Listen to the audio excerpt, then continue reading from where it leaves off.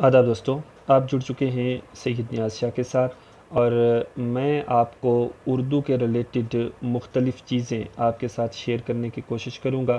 وہ تمام چیزیں جو آپ کو آنے والے وقت میں کام آئیں گی، اور خاص طور سے ہمارے جو طالب علم جو ہیں 10ویں جماعت تک ہیں، یا خاص طور سے 12th میں پڑھتے ہیں، آپ کے لیے بہت ہی سنہری موقع ہے۔ آپ نیاز شاہ جو میرا آفیشیل یوٹیوب چینل ہے، اسے سبسکرائب کر لیجئے۔ اس پر آپ کو بہت ساری اردو کے ریلیٹڈ معلومات مل جائے گی۔ یہاں پر ہم اردو نصاب کے بارے میں بات کریں گے، یعنی آپ کو 10ویں جماعت میں کیا پڑھنا ہے، 12ویں جماعت میں کیا پڑھنا ہے، اور ہم مزید کوشش کریں گے کہ بی اے کے بھی کچھ ٹاپکس یہاں پر ٹچ کرنے کی کوشش کی جائے گی، اور آپ کو ان کی جانکاری بھی دی جائے گی۔ خاص طور سے ہم جو پچھلے سالوں کے کوسچن پیپر ہیں وہ پیپر یہاں پہ لائیں گے، اور ان کے جتنے بھی سوالات ہیں ان کو حل کرنے کا طریقہ آپ تک پہنچانے کے علاوہ اور بھی ہم بہت ساری ایسی چیزیں ہیں جو آپ کے ساتھ شیئر کریں گے۔ تو آج ہم نے جو ٹاپک لیا ہے وہ ہے میر امن دہلوی۔ جی ہاں، میر امن دہلوی کے بارے میں آج ہم آپ تک کچھ معلومات پہنچانے کی کوشش کریں گے۔ تو میر امن دہلوی، اور یہاں پر ایک جو چیز ضروری ہے جس میں اکثر ہمارے طالب علم جو ہیں وہ غلطی کر دیتے ہیں، انہیں یاد نہیں رہتا ہے یا کوئی بھی معاملہ رہتا ہے، تو آپ لوگ یہ ضرور یاد رکھیے گا کہ دو طرح کا کوسچن یہاں پہ پوچھا جائے گا۔ پہلا کوسچن تو آپ کا ہوگا کہ آپ میر امن دہلوی کے حالات زندگی یا ان کی ادبی خدمات تحریر کیجیے۔ حالات زندگی یا ان کی ادبی خدمات، یہ یاد رکھیے گا۔ اگر آپ کو ہے کہ حالات زندگی یا ادبی خدمات، یعنی اگر یہاں پہ یا پوچھا گیا ہے تو آپ کو ان کے صرف حالات زندگی ہی تحریر کرنے ہیں جو یہاں سے اوپر ہیں۔ اب حالات زندگی میں ان کی پیدائش کے بارے میں وغیرہ وغیرہ لکھا ہوتا ہے، اور جو ادبی خدمات وغیرہ ہیں ان میں دیگر تمام تر چیزیں لکھی ہوتی ہیں جو آپ کو ضروری ہوتی ہیں ان کے بارے میں جانکاری حاصل کرنا۔ تو یہاں پر ادبی خدمات سے پہلے جو جتنا بھی کچھ آئے گا تو وہ آپ کو ادبی وہ ان کے حالات زندگی ہوں گے، اور اس کی دو پارٹس یہاں پہ ایٹومیٹک بن جائیں گے۔ تو فی الحال ہم بات کریں گے ان کے حالات زندگی اور ادبی خدمات دونوں کے بارے میں۔ تو یہ کوسچن پہ ڈیپینڈ کرتا ہے کہ کوسچن کس طرح کا ہے۔ تو میر امن جو تھے وہ دلی میں پیدا ہوئے۔ ان کا اصلی نام میر امان اللہ تھا اور تخلص میر امن تھا۔ ڈاکٹر شجاعت علی سندیلوی کی تاریخ ادب اردو کے مطابق، یعنی یہ ڈاکٹر شجاعت علی سندیلوی ہیں، ایک ادیب ہیں، اور ان کی ایک کتاب ہے تاریخ ادب اردو۔ اس میں انہوں نے لکھا ہے کہ میر امن لطف تخلص کرتے تھے، لیکن چونکہ میر امن نے اپنی مشہور کتاب باغ و بہار میں اپنا تخلص استعمال نہیں کیا، اس لیے بہت کم لوگ ان کے اس تخلص سے واقف ہیں۔ تو یہ یاد رکھیے گا کہ جو میر امن تھے انہوں نے ایک بڑی مشہور کتاب لکھی تھی جس کا نام تھا باغ و بہار۔ جی ہاں، باغ و بہار ایک ایسی کتاب تھی میر امن کی لکھی ہوئی کہ جو بہت زیادہ مشہور کتاب تھی باغ و بہار۔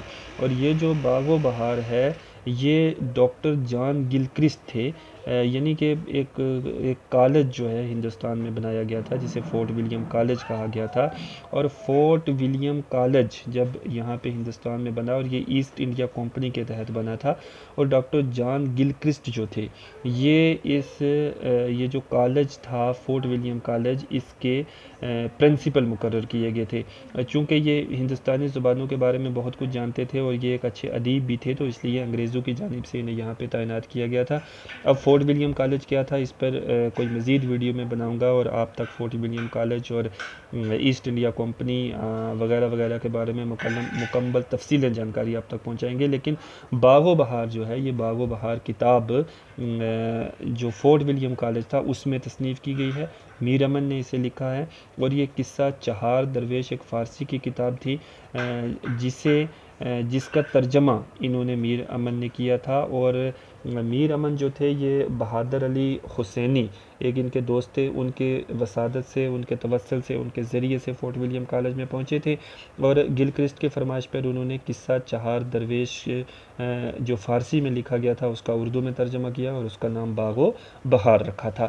اور باغ و بہار جب انہوں نے لکھی تھی تو 500 روپے جو ڈاکٹر جان گلکرسٹ تھے ان کی طرف سے انہیں بطور انعام بھی دیے گئے تھے۔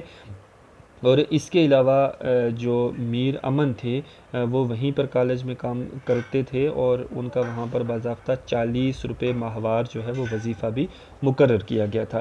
تو اب ہم ان کے بارے میں تھوڑی تفصیل سے یہاں پہ یہ میں نے کچھ آپ کو بتایا ایکسٹرا پوائنٹس۔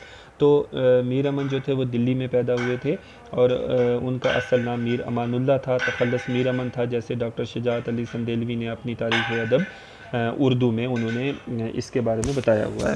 اور لیکن چونکہ میر امن نے اپنی مشہور کتاب باغ و بہار میں اپنا تخلص استعمال نہیں کیا تھا، اس لیے بہت کم لوگ جانتے ہیں کہ ان کا تخلص کیا ہے۔ اور مغلیہ سلطنت کے زوال کے بعد آپ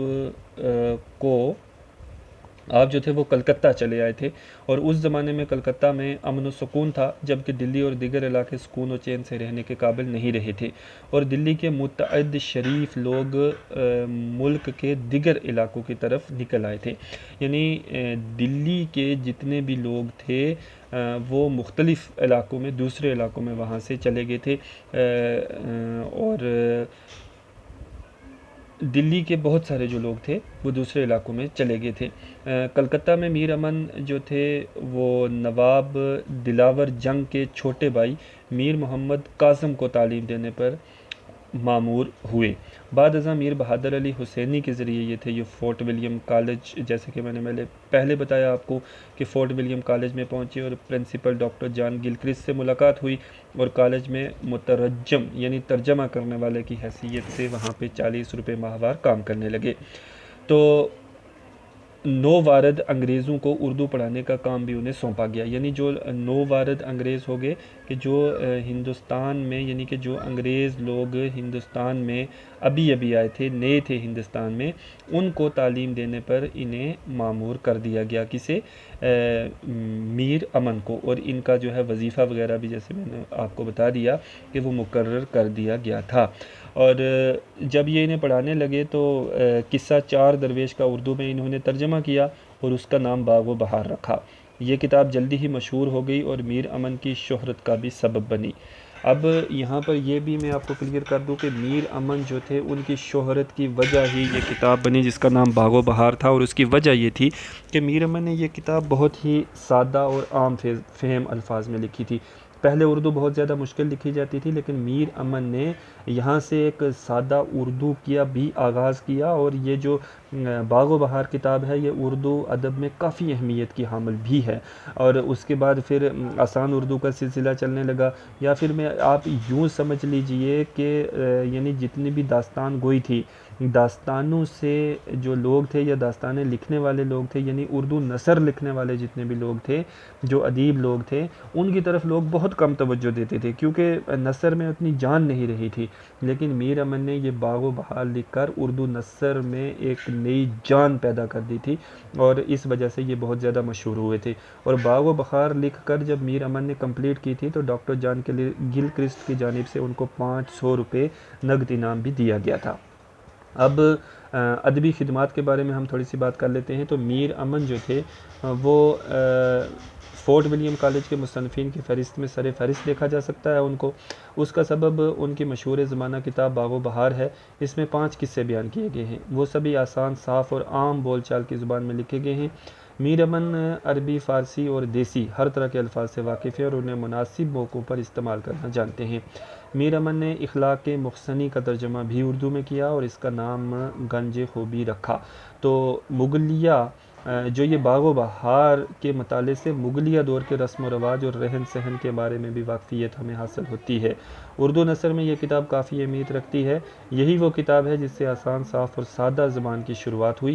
اس کتاب نے دقیق طرز تحریر کے خاتمے میں کلیدی کردار ادا کیا۔ تو یہ یاد رکھیے گا کہ یہی وہ کتاب تھی کہ جس نے آسان اور عام فہم اردو کا جنم اسی کتاب سے ہوا۔ اب میر امن کا طرز تحریر ان کے دور کے طرز تحریر سے کافی مختلف ہے۔ انہوں نے سادہ، صاف اور باماورہ زبان استعمال کیا۔ میر امن نے حسب محل ہندی کے مروجہ الفاظ، فقرے اور کہاوتیں استعمال کر کے زبان میں روانی اور نکھار پیدا کیا۔ فارسی اور عربی کے الفاظ کی آمیزش بھی کہیں کہیں موجود ہے، لیکن زبان کی روانی اور سلاست میں فرق نہیں آیا۔ چنانچہ میر امن کی تحریر سے آج بھی قاری لطف اندوز ہوتا ہے، اور یہی میر امن کی زبان دانی اور مؤثر طرز تحریر کا ثبوت ہے۔ سر سید احمد خان کے مطابق میر امن کو اردو نثر میں وہی رتبہ حاصل ہے جو میر تقی میر کو نظم میں حاصل ہے۔ بقول خواجہ احمد فاروقی بلا شبہ میر امن نے وہ نئی تحریر ایجاد کی جس کے جملے آج مصری کی ڈلیاں اور شربت کے گہوارے ہیں۔ تو یہاں سے آپ اس ویڈیو کو پاز کر کے یہ نوٹ اپنی کاپی پر آپ لکھ بھی سکتے ہیں، اور جہاں سے آپ کو سمجھ نہ آئے میں نے اسے آسان طریقے سے آپ کو سمجھانے کی کوشش بھی کی ہے۔ اور یاد رکھیے گا کہ آپ کے ذہن میں اگر کوئی بھی سوال ہو تو آپ اس کے نیچے کمنٹ ضرور کر دیجئے گا، میں اس سوال پہ غور کرنے کی کوشش کروں گا، اور اگلی ویڈیو جو میں آپ کے لیے بناؤں گا اس میں اس سوال کا جواب دینے کی بھی کوشش کروں گا۔ اور آپ سے آخری یہ میری گزارش رہے گی کہ ہمارے یوٹیوب چینل کو سبسکرائب ضرور کر لیجئے، کیونکہ آنے والے وقت میں آپ کے لیے بہت کچھ بہتر لانے والا ہوں جو آپ کی اردو کو ضرور بہتر بنا دے گا۔ یہ ہماری ٹرائل بیس ویڈیو تھی، آج سے ہم نے اس کو آغاز کیا ہے، ٹرائی کیا ہے، اب دیکھتے ہیں کہ ہم اس میں آگے اور زیادہ سدھار لانے کی کوشش کریں گے آپ کے رسپانس کے بعد۔ تو فی الحال اتنا ہی، امید ہے کہ آپ کو یہ آج کی ویڈیو ضرور پسند آئی ہوگی اور آپ کی جو تعلیمی سفر آپ کا ہے اس میں یہ ضرور اضافہ کرے گی۔ خدا حافظ۔